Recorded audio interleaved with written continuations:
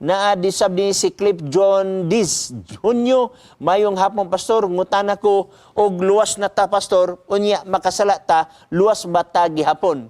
Igsuon, kanang word nga luwas igsuon. Ingani ni siya mga pinangga. Kanang kaluwasan nga gihatag ni Jesus Christ, dili na ato. Wala nato na hago wala nato na paningkamuti, wala nato na palita. Ang Epeso Kapitulo 2, versikulo 8 na yun, kamo na luwas sa grasya, pinaagi sa inyong pagtuog, dili kini sa inyong binuhatan, hatag kini sa Dios. So kung hatag igsuon, wa nimo na hatgo gift ba yan na? Kanang Christmas gift ihatag sa imo, imulugan ng paliton, imulugan ng haguan, dili na gift kung imong haguan. So therefore, ang kaluwasan nga gihatag ni Kristo sa atwa igsoon, dili gina siya malangkat, walay tao makalangkat niya na, pero imong mabiyaan. Okay? So meaning to say, kung panalitan, nasa akong kaluwasan, di na makawat sa yawa ba? Di na makawat sa akong silingan ba? Kanang kaluwasan nga gihatag ni Jesus Christ ako, dili gina siya makawat, pero pwede nimo na biyaan. Pwede nimo talikdan.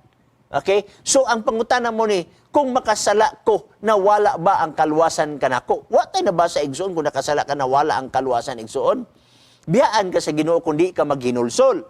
Pero kung maghinulsol ka igsoon, balik ka sa sabakan sa Ginoo. Atong basahon, unang Juan Kapitulo 2, versikulo 1, kay tinaw ang gisulti sa balaang nga kasulatan, nga minsahi alang kanato nini nga puntuha. 2:1 nagingon.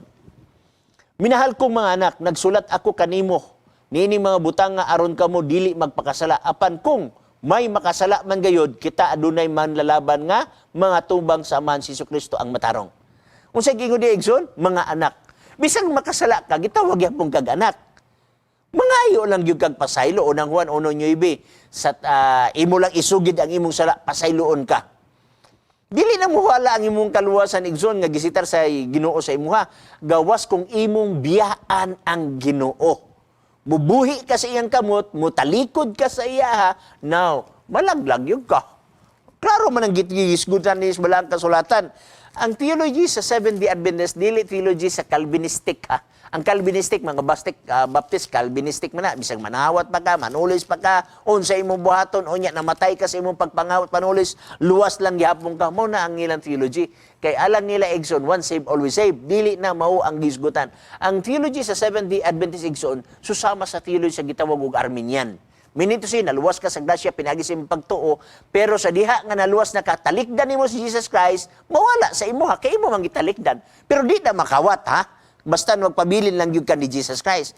Juan Kapitulo 15, versikulo 3 nga to sa 5, mao ni ang gisulti sa balaan nga kasulatan. Okay?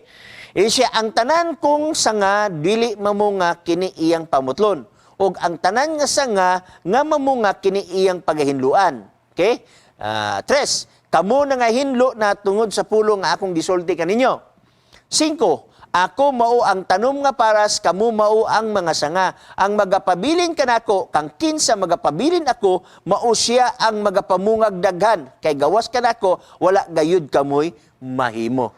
So basta naata kan Jesus Christ, uy, bunga pag yun ta, ug siya may bunga sa Espiritu Santo, pagka mapailobon, gugma. Mao na sa Galacia Kapitulo 5, natiuson tas magbasa.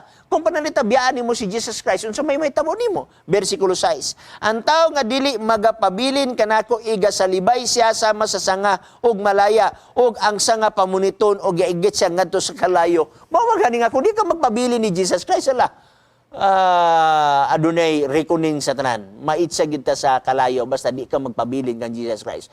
Muna yung mga pinangga, walay tao nga perfecto. Walay tao nga dili makasala. Mao magani ang lapis adunay eraser kay masayop ta.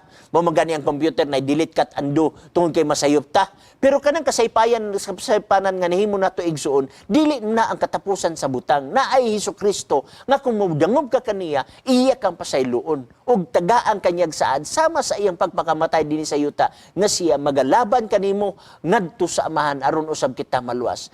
Pabili ni igsuon. Kalang sa mga Adventista nga uban wala na nagsimba, balik sa pagsimba, pabili ni igsoon. Ngano man di ay mag-antos ta, si Kristo nag-antos niya, kita dili pwede mag-antos. May magani si Kristo ang nag-antos igsoon kay ngano man nakasabot siya sa atong gibati, nakasabot siya sa atong mga sentimento. Alang sa mga OFW, naaman mo'y kamingaw, naamoy mga kagulanan, hold on kang Jesus Christ. ampo kanunay og ang Espiritu ni Jesus Christ maglipay sa inyong kasing-kasing gunahuna og siya'y magsulbad sa tanan ninyong mga problema bisan pang problema nga inyong gibiyaan dinhi sa Pilipinas.